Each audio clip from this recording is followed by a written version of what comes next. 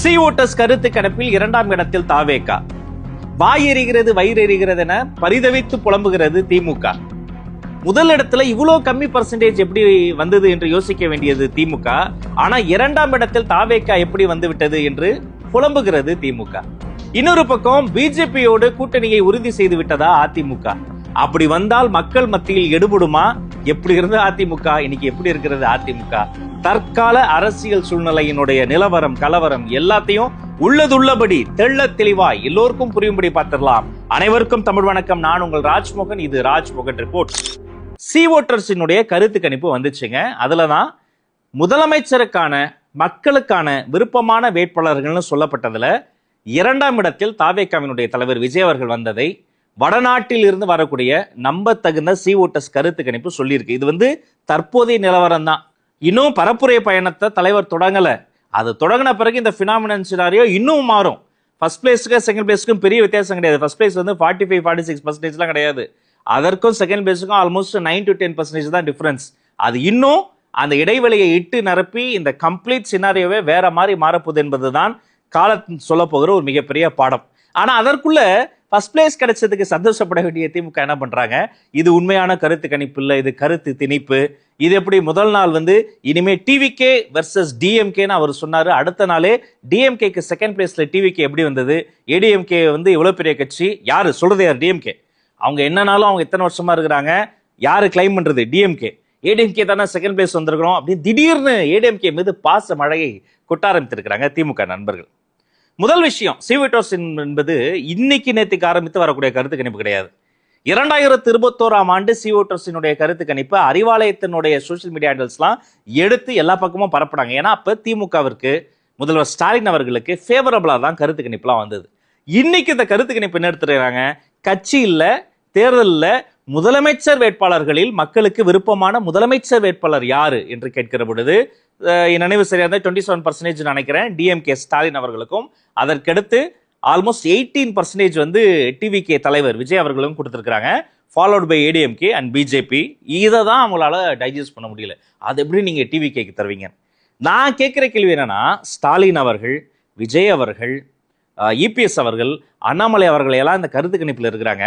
ஆனா திமுக தரப்பினுடைய நம்பிக்கை நட்சத்திரமாக பட்டத்தில் அரசராக இருக்கக்கூடிய மதிப்பிற்குரிய துணை முதல்வர் உதயநிதி ஸ்டாலின் இந்த பட்டியலே இல்லையே. அப்ப அவ்வளவுதானா அவருக்கான முக்கியத்துவம்? கொஞ்ச நாள் முன்னாடி வரைக்கும் அவரை ஒரு ஃபோர் ஃப்ரண்ட்ல வைத்து அவரை நிறைய ப்ரொமோட் பண்ணாங்க. ஆனா சமீப காலமாக தாவேகாவினுடைய வருகைக்கு பிறகு பாத்தீங்கன்னா மதிப்பிற்குரிய சீனியர் மோஸ்ட் பொலிட்டிஷியன் ஸ்டாலின் அவர்களை தான் நிறைய ப்ரொமோட் பண்றாங்க. கொஞ்சம் டெபுட்டி சிஎம் அடக்கி வாசிக்கிறாங்களோ என்ற ஒரு கேள்வியும் வருது. இன்னொரு பக்கம் இந்த ஒரு கருத்து கணிப்பு இல்லைங்க. நம்ம துக்ளக் இருக்கு பாருங்க, அவங்களுக்கும் நமக்கும் 7ஆம் பொருத்தம். அவங்க கொள்கை வேற, நம்ம கொள்கை வேற. துக்ளக்ல இருக்கக்கூடிய பத்திரிகையாளர் இதயா என்பவர் ஒரு பேட்டியில பேசும்போது சொல்றாரு, அவருடைய நண்பர்களுக்கு எடுக்கக்கூடிய கருத்து கணிப்புல கூட ஆல்மோஸ்ட் 19% மக்கள் தாவேகா பக்கம் தான் ஓட்டு போட போறாங்க என்ற ஒரு அதிர்ச்சிகரமான உண்மை எனக்கு தெரிஞ்சது என்று ஆச்சரியப்பட்டு சொல்கிறார். இன்றைய கள நிலவரம் இதுதான். இன்னும் அடுத்த நாட்கள் இப்படி நிறைய பேருக்கு ஆச்சரியம் இல்ல, அதிர்ச்சி இல்ல, அதற்கும் மேல அவர்களுக்கு ஹார்ட் அட்டாக்கே வந்தாலும் ஆச்சரியப்படுறதுக்குலாம் அதை போன்ற விஷயங்கள்லாம் நடந்துகிட்டு இருக்கு. மக்கள் மத்தியில தாவேகாவினுடைய எழுச்சி ரொம்ப பெருசுங்க. கட்சி தொடங்கி 2ஆம் ஆண்டினுடைய தொடர்ச்சி. அதற்குள் தற்போதைய கருத்து கணிப்பில் 2ஆம் இடத்தில் நாம் இருப்பது மகிழ்ச்சி. அடுத்தடுத்து கருத்து கணிப்பில் 1ஆம் இடத்திற்கு வரப்போவோம். அதுதான் தொடர்ச்சி. அதற்கு காரணம் மக்கள் மத்தியில் எழுந்திருக்கக்கூடிய எழுச்சி. இதை காலத்தால் யாரும் மாற்ற முடியாதது. இந்த காலம் கற்றுக் கொடுக்க போகிற மிக முக்கியமான படம். சரி, ஓகே, அது நடக்கும்போது மக்கள் புரிந்து கொள்வாங்க. இப்ப என்னால நடந்துகிட்டு இருக்கு, இதற்கு என்ன பேஸ்? இப்ப இன்றைய தினம் ஏப்ரல் 1ஆம் தேதி சர்வதேச முட்டாள்கள் தினம்னு சில பேர் பிராங்க் பண்ணுவாங்க, ஜோக்கெல்லாம் அடிப்பாங்க. அப்படி ஒரு வீடியோ என் கண்ணில் பட்டது சோசியல் மீடியால. அந்த வீடியோ நான் உங்ககிட்ட பகிர்றேன் பாருங்க. விரைவில் தமிழ்நாட்டில திராவிட முன்னேற்ற கழகத்தினுடைய ஆட்சி உதயமான உடனே இந்த நீட் தேர்வை சட்டப்படி ரத்து செய்கிற முயற்சிகளை நாங்கள் முழுமையாக ஈடுபடுவோம், அதில் வெற்றி காண்போம் என்பதை நான் உறுதியோடு தெரிவித்துக் கொள்ள விரும்புகிறேன். நம்முடைய தலைவர் தெளிவாக சொல்லிட்டார், திராவிட முன்னேற்ற கழகம் ஆட்சிக்கு வந்ததுன்னா கண்டிப்பா நீட் தேர்வு ரத்து செய்யப்படும். எங்களுக்கு தெரியும் எப்படி ரத்து பண்ணணும்னு, நமக்கு தலைவருக்கு தெரியும். அதை சொன்னா கூட இந்த ஆட்சியாளர்கள் பாருங்க, எதுவுமே சொந்த புத்தியும் கிடையாது. நம்ம கிட்ட கேட்கறாங்க, அது எப்படி பண்ண சொல்லுங்க, அந்த ரகசியத்தை சொல்லுங்க. ஒரே ஒரு ரகசியம் தான், அந்த ரகசியத்தை நான் இப்ப சொல்லிடுறேன். கொஞ்சமாச்சு வெக்கம், மானம், சூடு, சொரணை, மாணவர்கள் மீது ஒரு நம்பிக்கை, மக்கள் நல்லா இருக்கணும், தமிழக மக்களோட உரிமைகள் பறிபோக கூடாது அப்படின்னு நினைச்சா மட்டும்தான் போதும். அது நம்முடைய தலைவர், அந்த ஆளுமை திறன் நம்முடைய தலைவர்களுக்கு தான் இருக்கு. நீ எங்க வேணாலும் நடத்தி காட்டலாம்.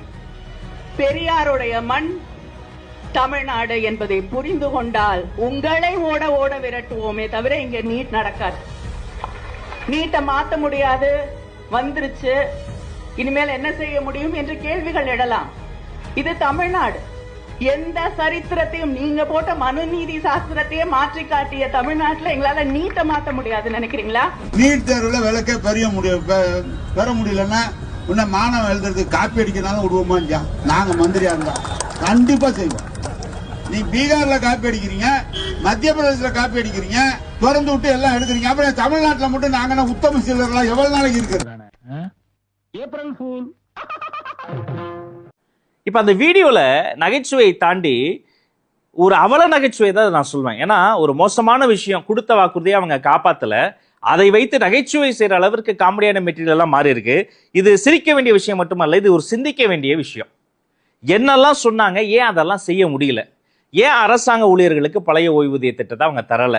ஏன் நீட் எக்ஸாமை அவங்களால விளக்க முடியல?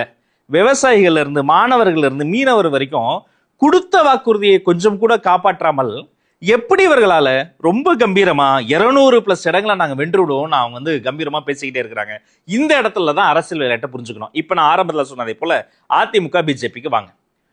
ஒரு காலத்துல அதிமுக இங்கதான் இருப்பாங்க. அதிமுக தலைவர்கள் டெல்லியில இருக்க பிஜேபி தலைவர்கள் அப்பாயின்மெண்ட் வாங்கி சென்னையில பார்த்துட்டு போவாங்க. ஆனா இன்னைக்கு அதிமுக தலைவர்கள் அடுத்தடுத்து பிளைட் மாதிரி பல பயணங்கள்னு போய் டெல்லியில போய் பார்த்துட்டு வராங்க. நேரடியா சில பேர், மறைமுகமா பல பேர்னு பல டீம்ஸ் போறாங்க, பாக்குறாங்க, வராங்க. கூட்டணி இருக்கா இல்லையா அதை அவங்களே டிக்ளேர் பண்ணுவாங்க. ஆனா மக்கள் மத்தியில சில கேள்விகள் வரும். இப்ப அதிமுக பிஜேபி கூட்டணி வருதுன்னு வைங்களேன், கொஞ்ச நாள் முன்னாடி எஸ்டிபிஐயோடைய மாநாட்டில் இதே பிஜேபிய அதிமுக தலைவர்கள் எப்படியெல்லாம் திட்டினாங்க. சிறுபான்மையினர் நிறைந்திருக்கக்கூடிய அந்த ஒரு மாநாட்டில், அந்த ஒரு கூட்டத்தில் பாஜகவினுடைய சிறுபான்மை விரோத விஷயங்கள் எல்லாம் எப்படியெல்லாம் திட்டினாங்க. மும்மொழி கொள்கையில பிஜேபியுடைய ஸ்டாண்டு வேற. தமிழ்நாட்டினுடைய அனைத்து கட்சிகளும் பிஜேபியினுடைய அந்த 3வது மொழி திணிப்புக்கு எதிராக தான் பேசுறோம். அலையன்ஸ் ஃபார்ம் ஆயிடுச்சுன்னா அப்ப அதிமுக மும்மொழி கொள்கையில என்ன விஷயத்துல என்ன ஸ்டாண்ட் எடுப்பாங்க? சிஏஏல இருந்து என்ஐஏ வரைக்கும் இஸ்லாமிய வெறுப்பு சட்டங்கள் நிறைய இருக்கு பாருங்க. அதுலலாம் தீவிரமாக பிஜேபி அகைன்ஸ்டா குரல் கொடுத்த ஏடிஎம்கே இப்ப என்ன பண்ணுவாங்க? டீலிமிட்டேஷன், ஃபேர் டீலிமிட்டேஷன் கேட்டு தமிழ்நாட்டுடைய அனைத்து கட்சிகளும் போராடுகிற பொழுது அதிமுக அதுல சேர்ந்து போராடினாங்க. பிஜேபி ஃபேர் டீலிமிட்டேஷன் வேற விதமா தான் அணுகுறாங்க. அப்ப டீலிமிட்டேஷன் பிரச்சனையில அதிமுக என்ன ஸ்டாண்ட் எடுப்பாங்க? காஸ்ட் பேஸ்டு, அதாவது சாதி வாரி கணக்கெடுப்பை நடத்தும்னு எல்லாரும் போராடுறோம். அப்பதான் என்னென்ன கம்யூனிட்டிக்கு, என்னென்ன மக்களுக்கு எங்கெங்க ரூட்ஸ்ல போய் அது உண்மையிலேயே அந்த இடஒதுக்கீடு சேர்ந்திருக்கா, அரசாங்க திட்டங்கள் போய் சேர்ந்திருக்கா இல்லையா, அதை எப்படி ரிப்பேர் பண்ணணும், அதை எப்படி சரி பண்ணணும் தெரிஞ்சுக்கிறதுக்கு சாதி வாரி கணக்கெடுப்பு தேவை. ஏன் அதை பிஜேபி பண்ண மாட்டாங்கன்னா தெரிஞ்சு போயிடும். முக்கியமான எல்லா சலுகைகளும், பதவிகளும், பட்டங்களும், எல்லா அதிகாரமும் ஒரு சில குறிப்பிட்ட கம்யூனிட்டிக்கு தான் போயிருக்கு. மீதி பேர்லாம் இன்னமும் ஏமாற்றப்பட்டு வஞ்சிக்கப்பட்டு அப்படியே ஒடுக்கப்பட்டு தான் இருக்கிறாங்கிறது தெரிஞ்சு போயிடும். இந்த சாதிவாரி கணக்கெடுப்புல பிஜேபி அவங்க எடுக்க மாட்டாங்க. தமிழ்நாட்டினுடைய திமுக அரசுக்கு அதற்கான உரிமை இருக்கு, அவங்க ஒரு சர்வே எடுக்கலாம், அவங்களும் எடுக்க மாட்டாங்க. இது ரெண்டையும் கண்டிச்ச அதிமுக இப்ப என்ன ஸ்டாண்ட் எடுப்பாங்க? ஒட்டுமொத்தமாக பிஜேபி அதிமுகவினுடைய இந்த திடீர் கூட்டணியை தொண்டர்கள் முதல்ல ஏத்துக்குவாங்களா, மக்கள் கிட்ட அது எப்படி எடுப்படுன்ற கேள்வியை நம்ம அப்படியே விடுறோம். மக்கள் அதற்கு பதில் சொல்லணும்.